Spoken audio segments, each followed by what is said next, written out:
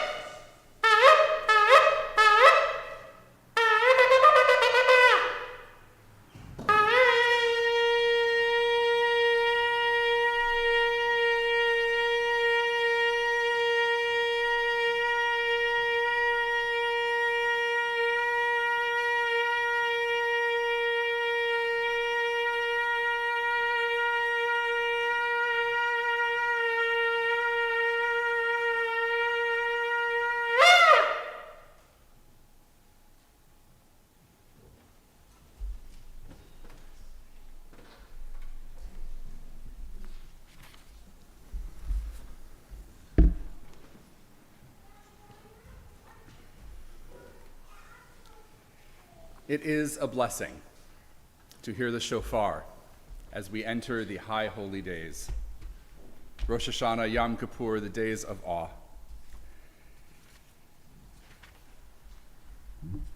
If you at home have a chalice, I invite you to light yours as we light ours now.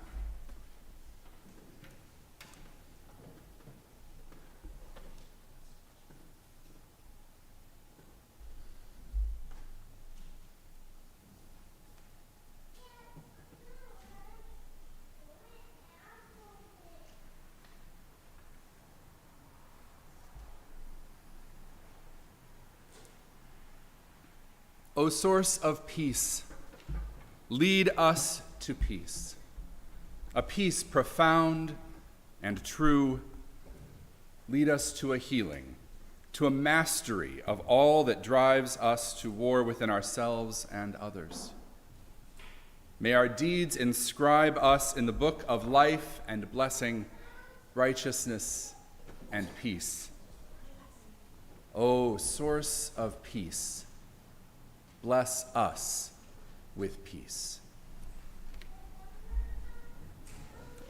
Our opening hymn today is number 1037 in the blue hymnal. Number 1037, please rise in spirit or in body, in the sanctuary or wherever you are as we sing together.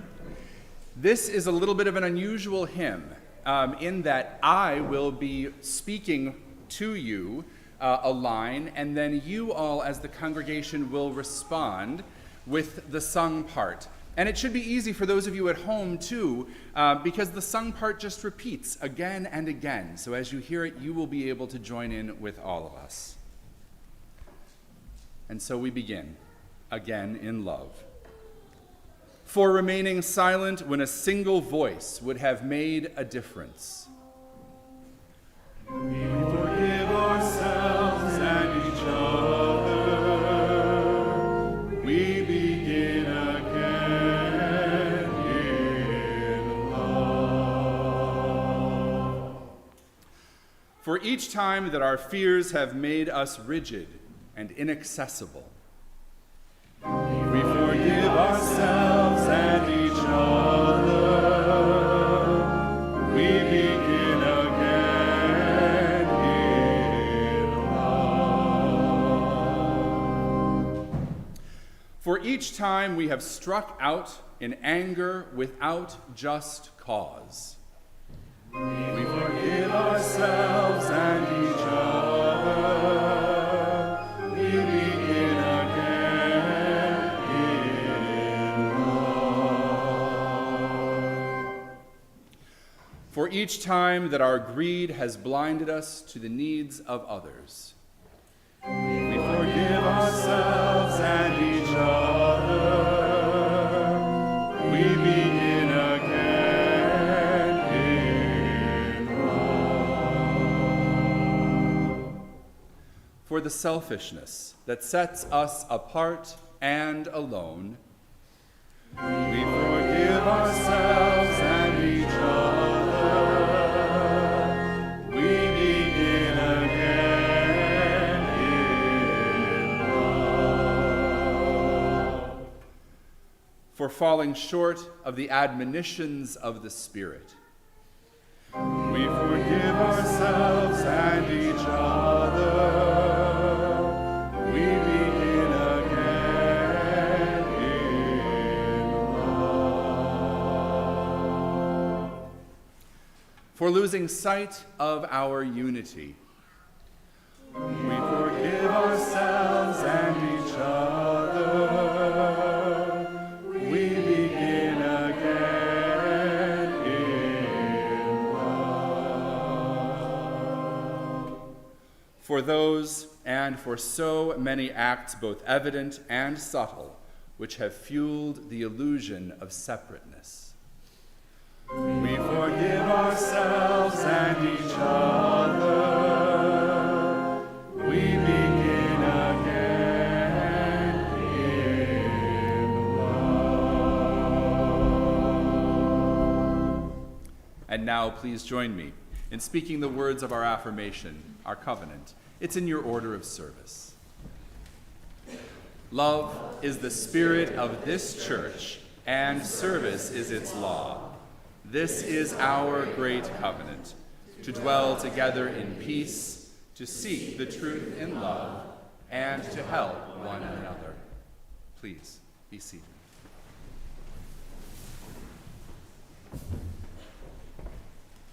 I am excited because I get to tell you a story today.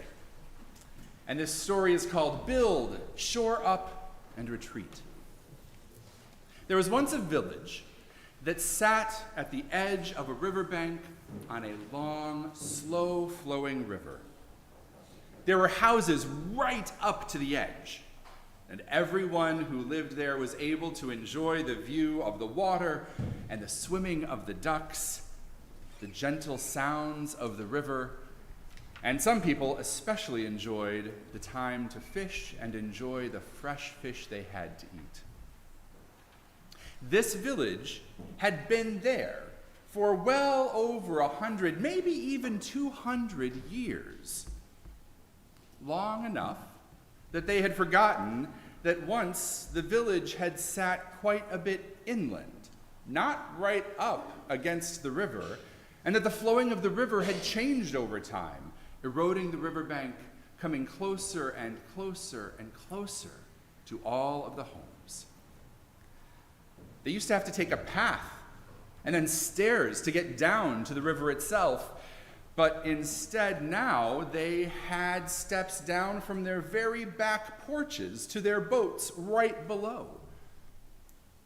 And so one day, when the villagers were at their various tasks, at home or at work or outside playing, they heard a horrible squealing noise, and a groan, and a shudder, and a whine, and then a terrible crashing and splashing.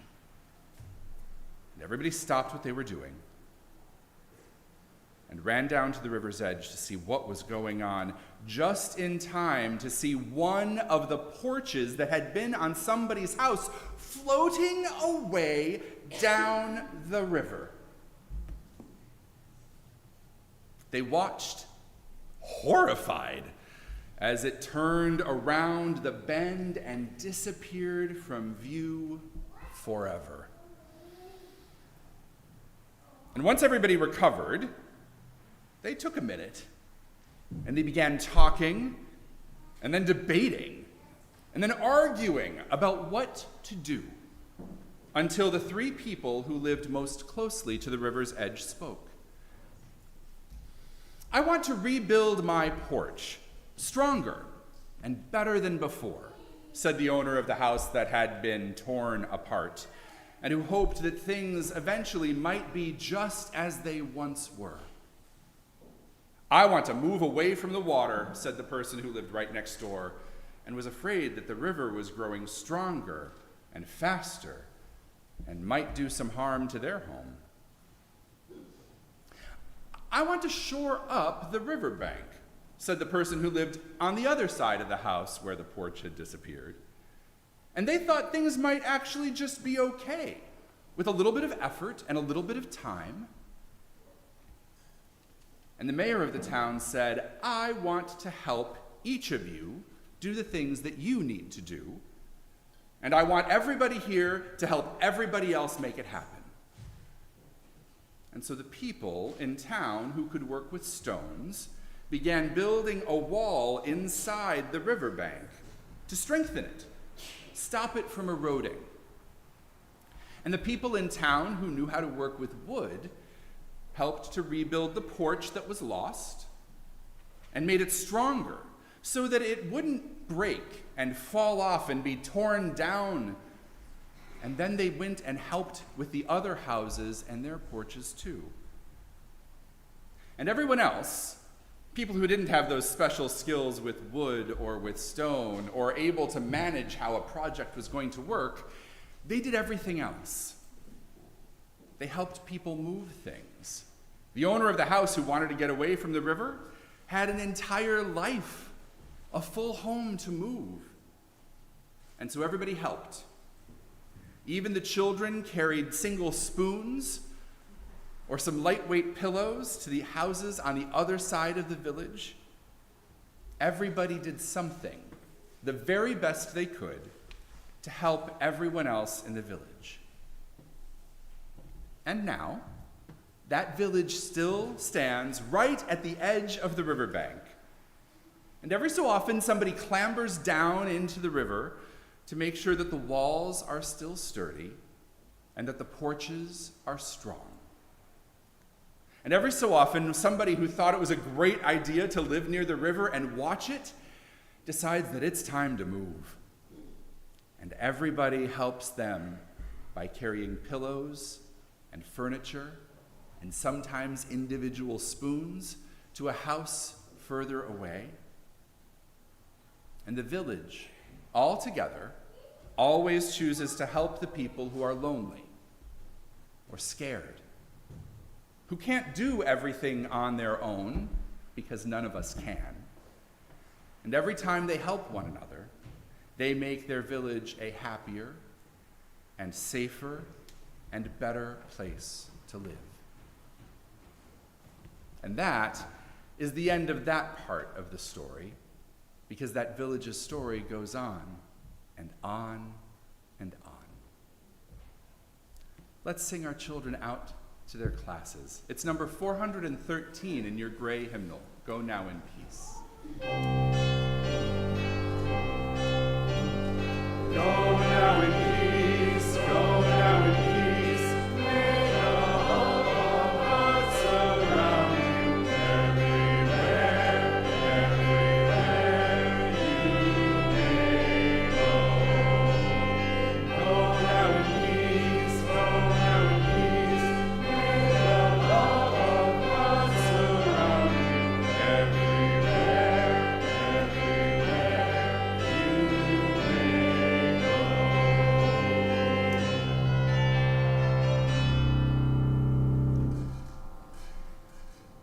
After so many years, it is wonderful to see teachers and students going out to their classes and just to be singing that song again.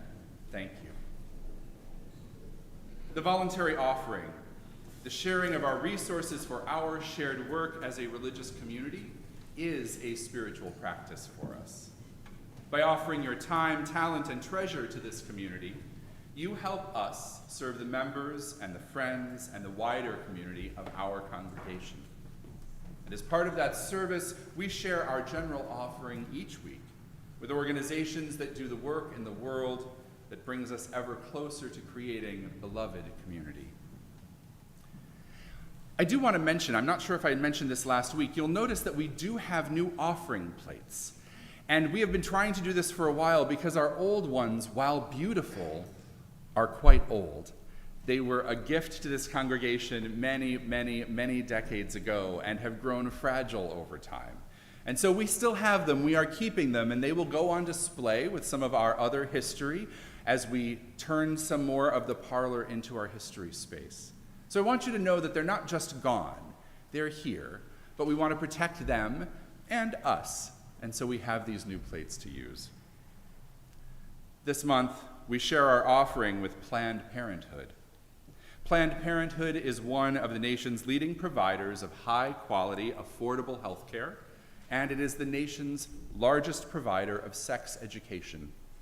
They serve everyone: women, trans and non-binary people, men, people with or without insurance. I have taken advantage of their services in the past, and I suspect a number of you have as well. And if you haven't, you definitely know people who have. They provide everything from primary care to vaccinations, as well as pregnancy, sexual health, and abortion services. To give electronically, please use the QR codes on your order of service or the links that you will find on our website. Here in the sanctuary, our offering will now be gratefully received.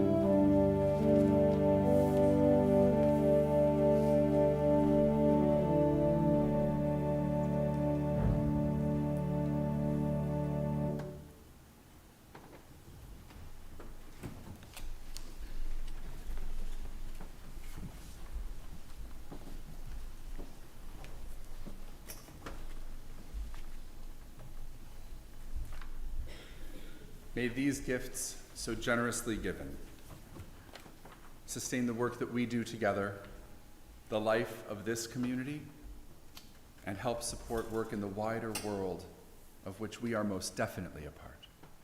Thank you.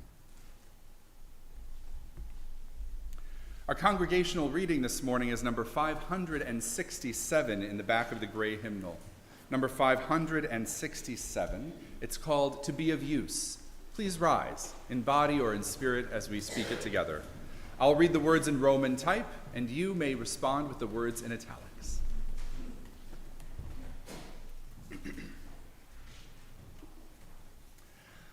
I want to be with people who submerge in the task, who go into the fields to harvest and work in a row and pass the bags along, who stand in the line and haul in their places, who are not parlor generals and field deserters, but move in a common rhythm when the food must come in or the fire be put out. The work of the world is common as mud.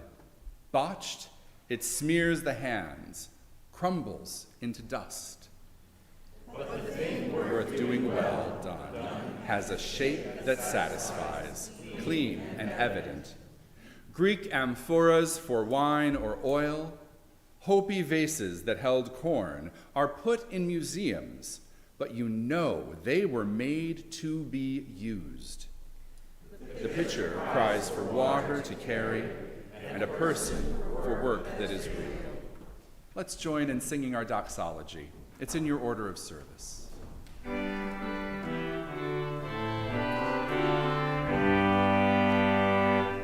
Praise God for love we all may share. Praise God for beauty everywhere. Praise God for all good to be. Praise God for truth that makes us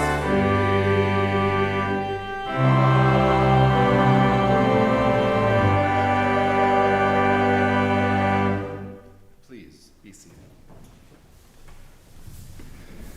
After a number of weeks of not having much to share with you before our time of prayer and meditation, there's a lot that happened recently. Some joyful, some hopeful, and some sorrowful too. So first, I need to let you know that longtime member Bets Bradley died recently. She and her husband were very, very long-time active members of this congregation, and I know that we have kept in contact with her through our lay ministers team in recent years. Some of you will remember her. Some of you might have heard her name, but they are an important part of this church's history, and so we grieve her loss and wish her well. Sophie E. is now in a new recovery hospital and not only able to receive cards and text messages, but is ready for some visitors, in fact. This is great news toward her recovery, and she has high hopes that she will be on her way back to walking without any extra needs for help in the not-so-distant future. We are still gathering cards for her on the welcome table behind the sanctuary, but if you would like to visit her or otherwise be in contact, please let me know, and I'd be happy to help share with you how to do that. Joyce S., another one of our very long-time members, has had surgery and is now in recovery at a local rehab center. She would love to have cards and calls from some of you. I want to say that she is well into her 90s at this point, though you'd never guess it. And I know that she is a little bit crabby and bored and somewhat lonely. So while she has family, her daughter Sue is helping her out. Some cards and messages of support would not go amiss. Mimi S., Joyce H.'s sister-in-law, is also in a rehab space, the same place as Joyce, in fact, and is working on the process of recovery after her car accident. So, a few hopeful things, and here are the joyful ones. Lucas Smith Horn and Lindsay, his fiancée Lindsay, were married yesterday. And Linda S. and Ed T.'s daughter, Catherine, was married to her beloved Patrick G. earlier this month as well. We wish these children of our congregation and their families all of the best as they begin their lives together. Please join me now in a time of prayer and meditation.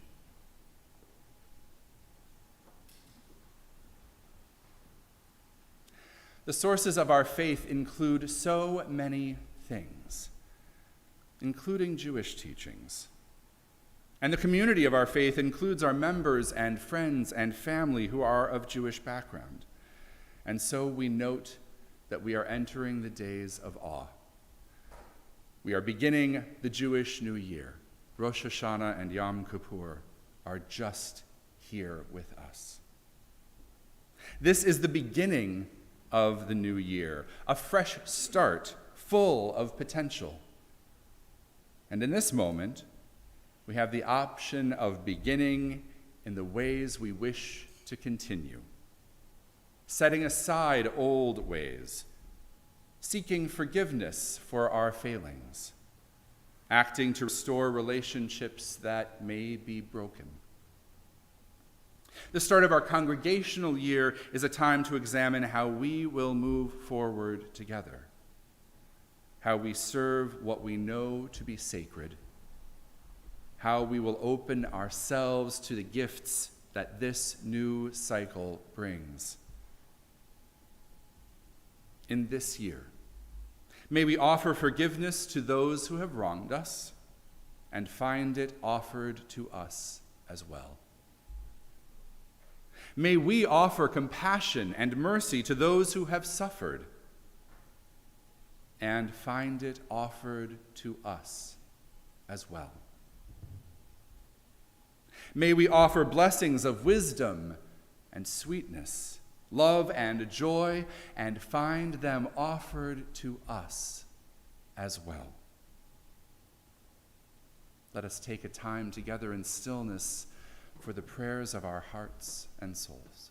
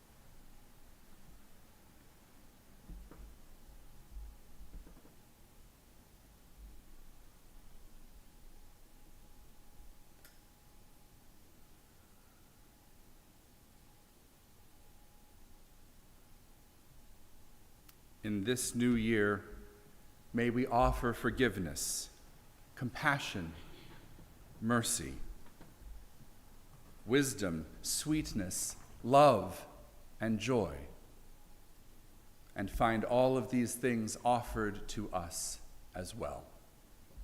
Shana Tova, may this be a good year. Amen. Blessed be. All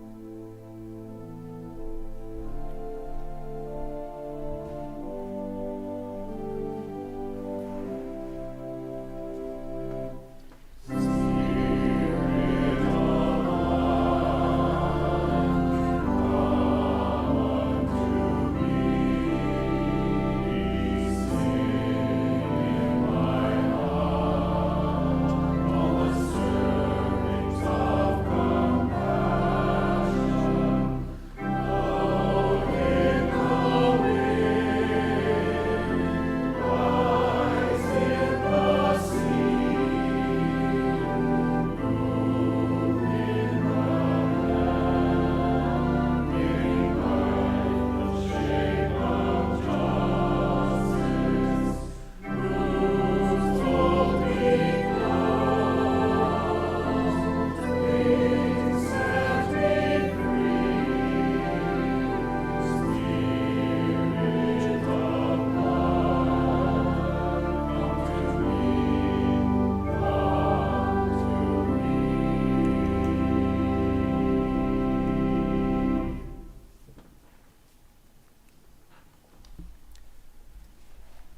Our first reading is adapted from chapters 1 and 2 of the wisdom text, Pirkei Avot, in the Mishnah, the first compilation of Jewish oral law.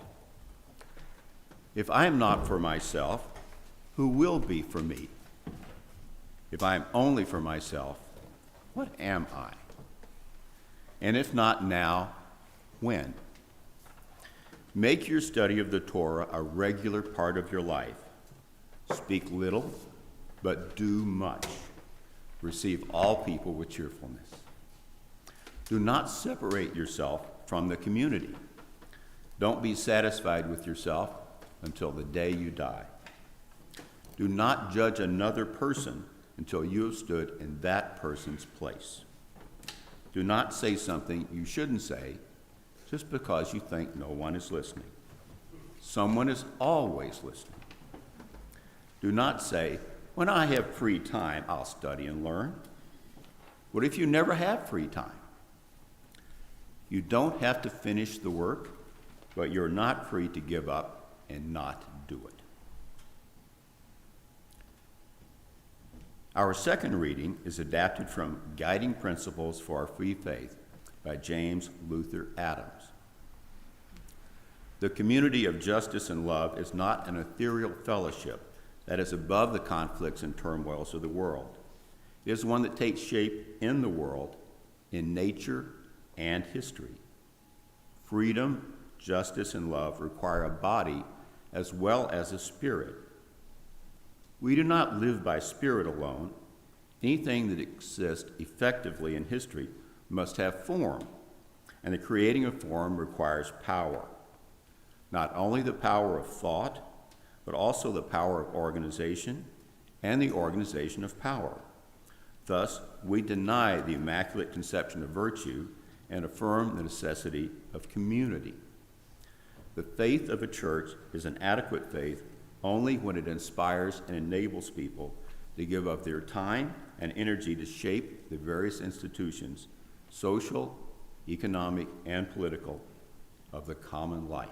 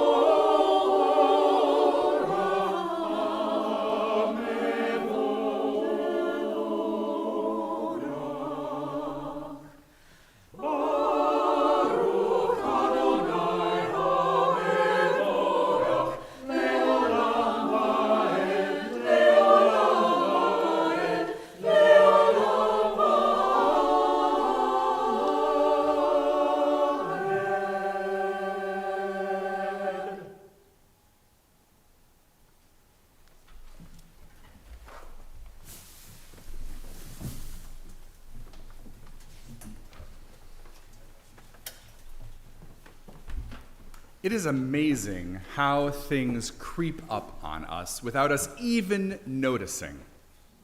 Just like that slow-moving river that changes course over time, bringing the water right up against our porches or our toes, even before we know it's there.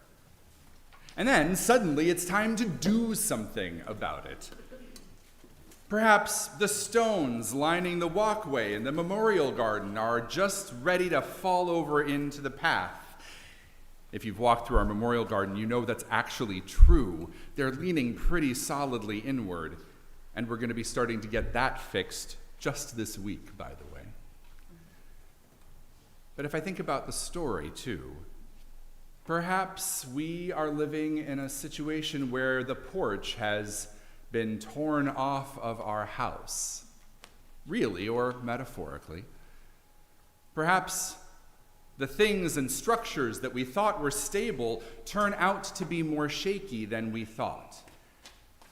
And I think many of us are discovering that that is true about aspects of our civil life, our economy, our democracy. We're seeing all these ways in which the things that we thought were just kind of what was and what will be are not necessarily guaranteed to be so. And in those moments, if we're wise, we gather together in service to one another and to our community. In these moments, this is when we choose to build or shore up or perhaps retreat, such that we can come back to the river once again. I think about our prior few years, of course, right? There's been the pandemic, and I know that staff and leadership and many of you have come back to this church year wanting this church year to be like all of that nonsense never happened. Like everything is just going to be exactly as it started out in 2019 when we had our last normal church year beginning, where everything was well prepared and everything was settled and we knew exactly what everything looked like. And we've gone back to school. We're starting this fall, this new year, with the hope that everything is as it should be. And perhaps you've noticed this too. As much as I want that to be the case, I've noticed that that's not exactly always the case everywhere. Out in the world, and even among us, there is anxiety and desire and impatience and exhaustion and determination, and also some stamina that isn't quite as strong as it had been before the world changed. What I have heard from you all, what I've seen in the abominable driving of the past few weeks, perhaps you have noticed this too. What I have heard and seen tells me that we have reached a point as a people, and perhaps as a congregation too, where it is time for some of us to build, and some of us to shore things up, and it is time for some of us to retreat. And so when I say this, I mean that it's time to build by volunteering, stepping up to the community's needs and getting involved in the work at hand, taking on a big, needed responsibility because you have the capacity for it, the desire, the joy. What's inside of you needs to be expressed in a way that tightens your bonds to the community and expresses the way in which this community can be fully present for everyone who comes. And for some of us, it is time to shore things up, to talk with one another, to have conversations about what's needed, what's not quite going right, what's going really well, giving responsible feedback, letting people know what pieces of life are a little broken and which ones are sturdy, and then stepping in to help build up some stones along that riverbank.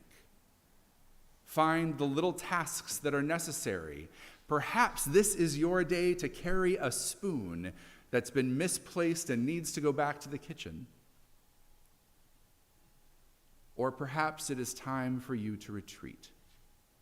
You might be somebody who has done so much and carried so much through these last 3 years that you realize that you need to set something down and give somebody else the possibility of helping out a little bit more. Perhaps this is your time to serve your community, this congregation, by stepping back from that river's edge, to renew your spirit, your energy, your courage, so that when someone else needs to rest in 6 months or a year, you have what you need to jump in and help pick up those responsibilities again.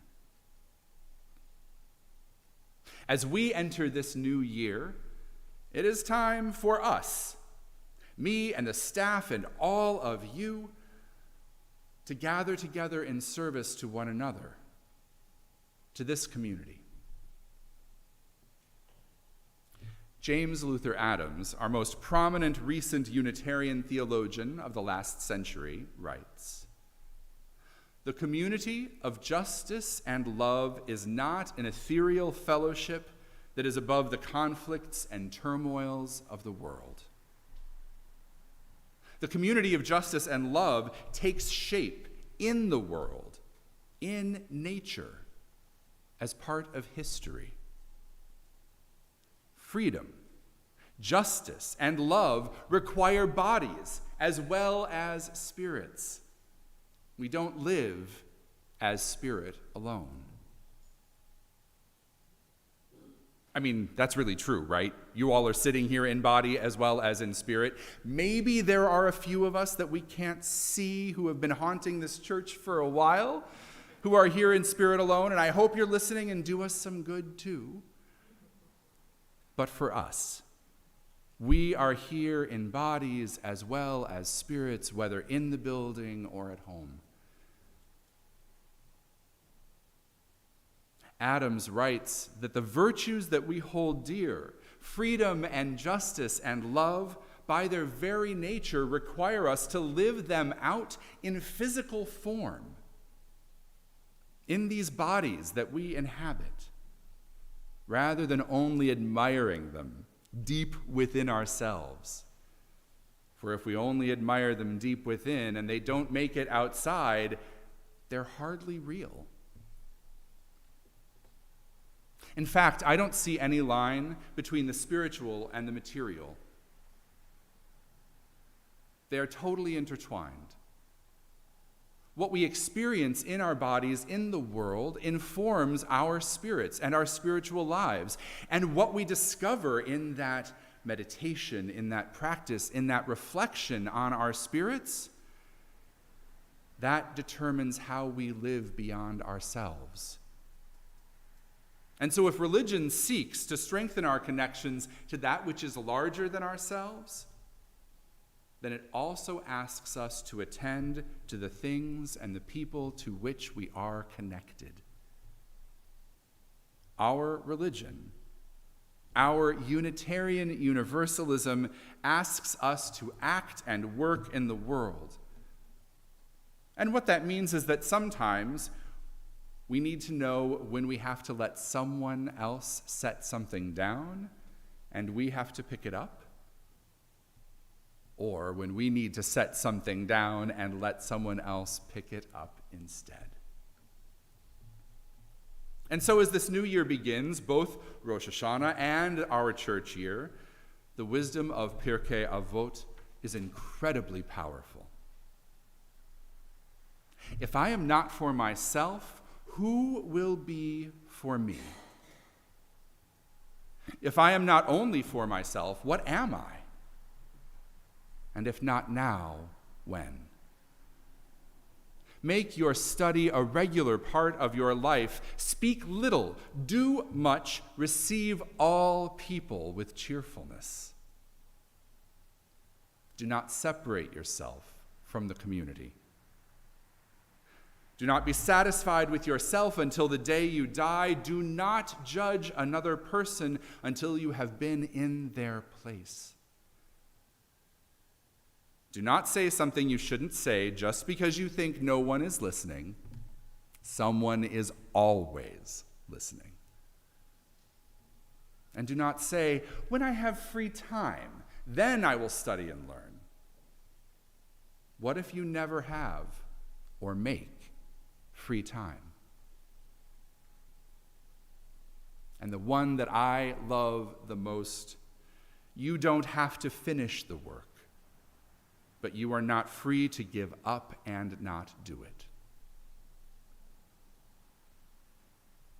So often we think that resting is giving up. Or maybe that it's a reward for having done enough. Maybe we think that doing no matter what is the only option, or that we have to do the same thing we've always done. I want some of you to hear me because I need to hear this too.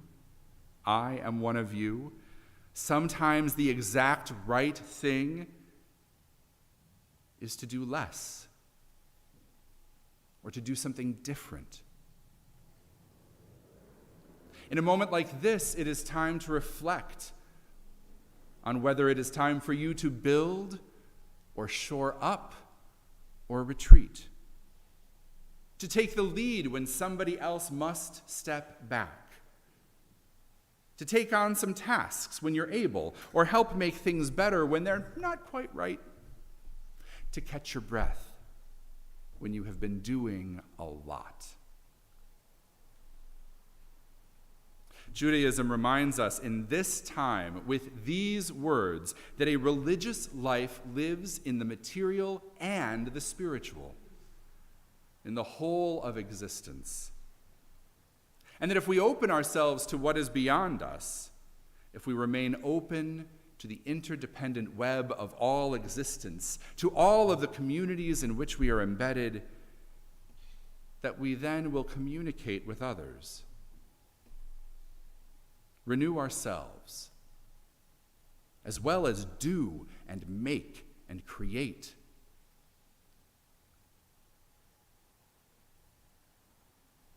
James Luther Adams continues, "The faith of a church is an adequate faith only when it inspires and enables people to give of their time and energy to shape the various institutions, social, economic, and political, of the common life." Hear this again, in other words. If I am not for myself, who will be for me? If I am only for myself, what am I? And if not now, when? You don't have to finish the work, but you are not free to give up and not do it.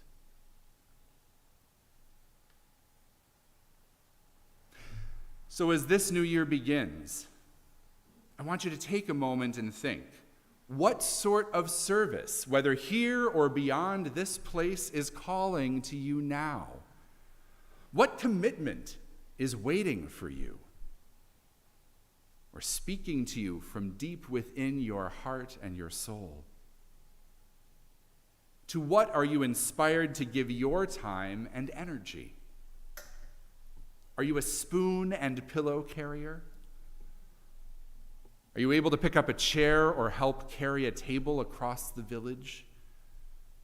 Might you actually be a porch builder without really knowing it just yet? Are you drawn to the service of volunteering? This is the type of service that I suspect you hear about most often. It's the kind that we rely on to keep our congregations alive and moving. It is, as James Luther Adams says, the power of organization and the organization of power. But put more simply, it's what allows us to have coffee hour and religious education classes, music at worship, leadership on the board. Volunteers are, truthfully, what allow this congregation to exist at all. We need people to organize our groundskeepers and maintenance folks, also known as, we do in fact need a new chair of our building and grounds committee right now. We do need people to organize those of you who would like to provide hospitality for our fellowship hour. We need teachers and advisors for our religious education.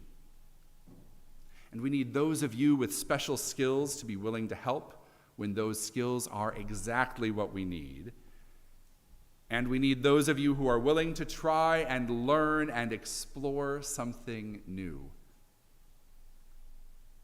So, of course, I am asking you to volunteer. This should be no surprise after what you've been hearing. But I want you to find where you want to serve. I want you to consider volunteering beyond where you think you might otherwise need to be. Perhaps you are an accountant, and you're used to people asking you to do things with numbers. I would invite you to consider trying something else.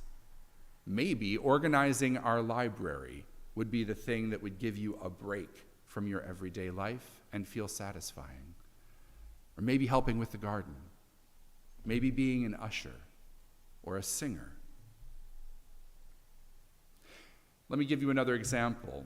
To do the work of the Ministry of Religious Education, we need advisors for our junior high and high school youth because we want them to be fully part of this community.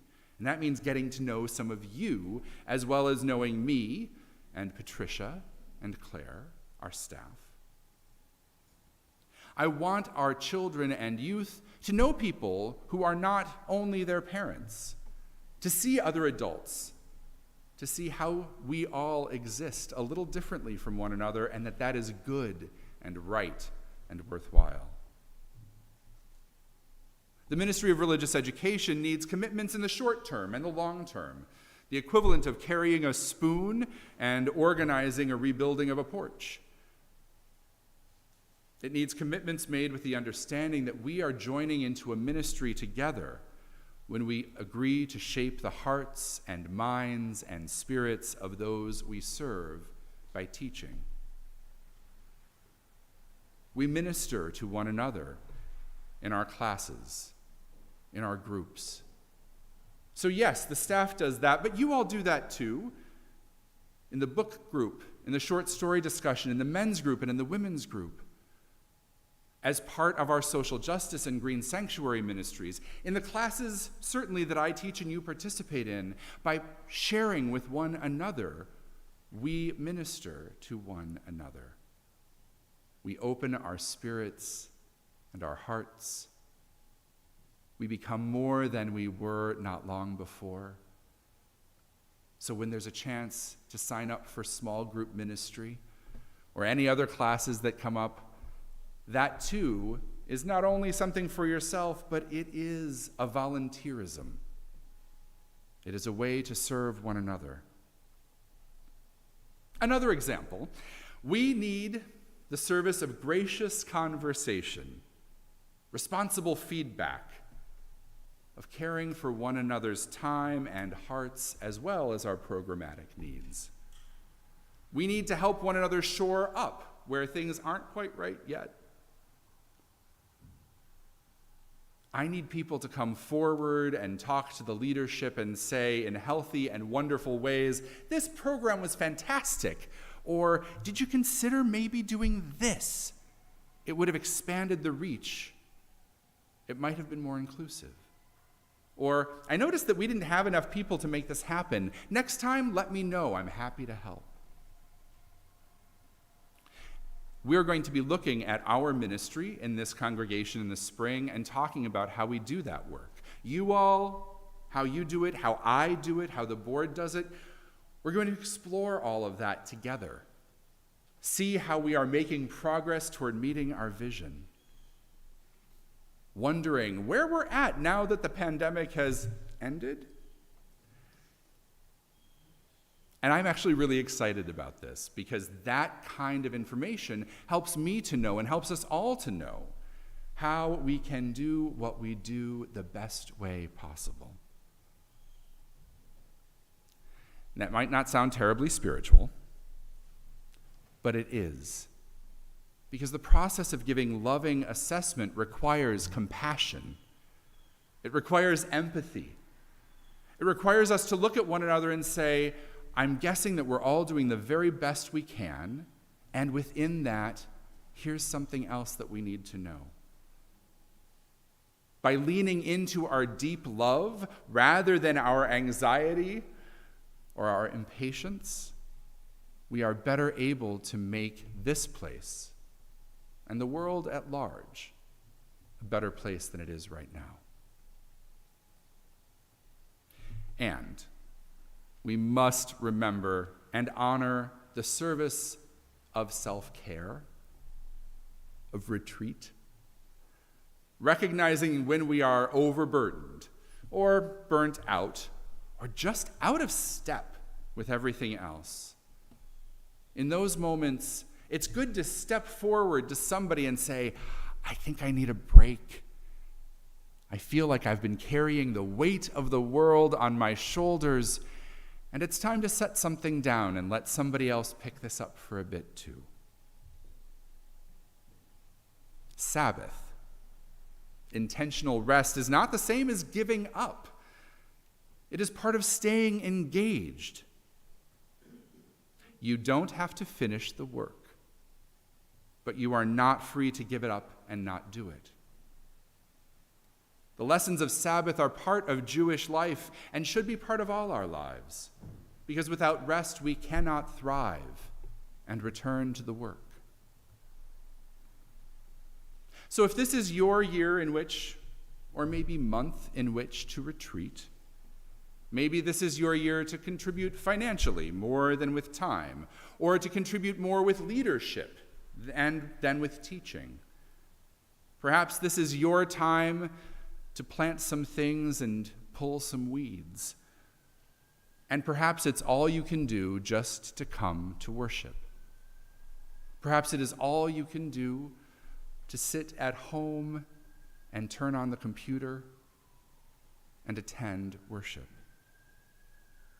Perhaps this is the year in which you need to spend time nurturing yourself, to feed your soul rather than offer up the fruits of your labor. And if that's the case, that is a good and right thing to do.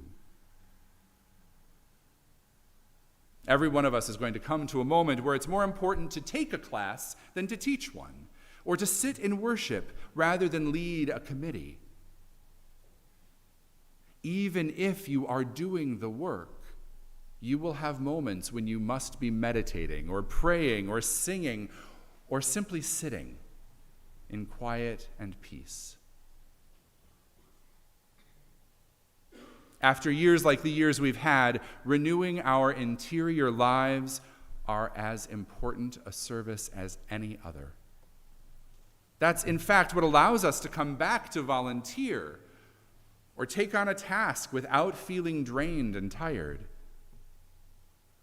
And that kind of attention, that kind of reflection will remind us when it is the right moment to build or shore up once again. And so it's my hope that you will find a balance of these three: building, shoring up, retreating, volunteering, conversation, self-care, both here and beyond this place. And then in that balance, you can grow in connection to the all that is, to your innermost self, to one another. You can then join in joyful service to this community and the other communities to which you are responsible.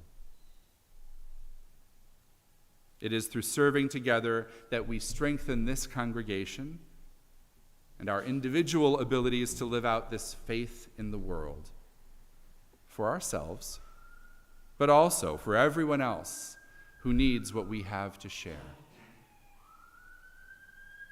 And so in this time, I invite you to pray for whoever that siren is for, and also to figure out what it is that you should be doing in this very moment. And know that in that way, you offer your service to what is most important. May it be so. Amen. Our closing hymn today is number 400 in the gray hymnal. Number 400, Shalom Havairim. It is in Hebrew, but written phonetically, so you will be just fine. I invite you to rise in body or in spirit as we sing together. Shalom,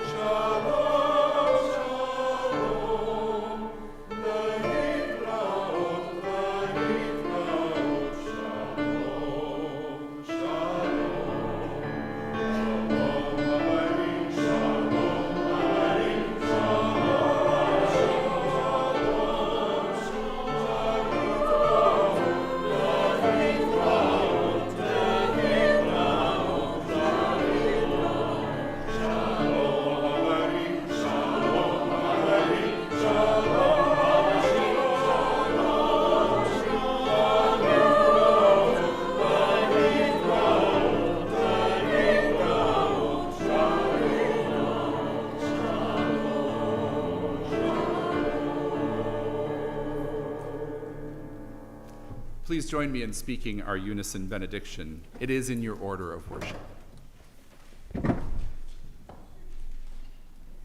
Engage with the world in peace. Have courage. Hold on to what is good.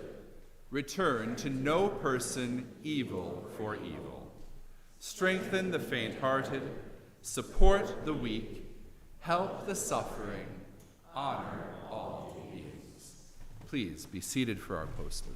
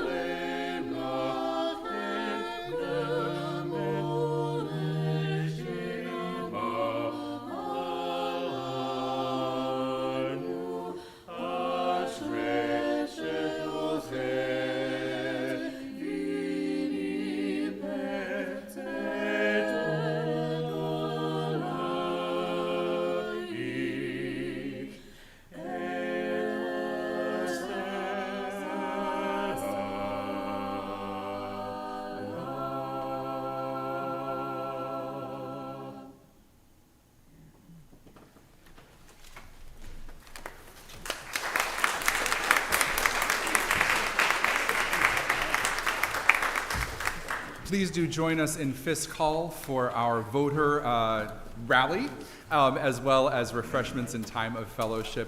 It's straight to the back of the building. Follow anybody with a Universalist Church name tag. Thank you, Susan. It was lovely. I will see you on Wednesday.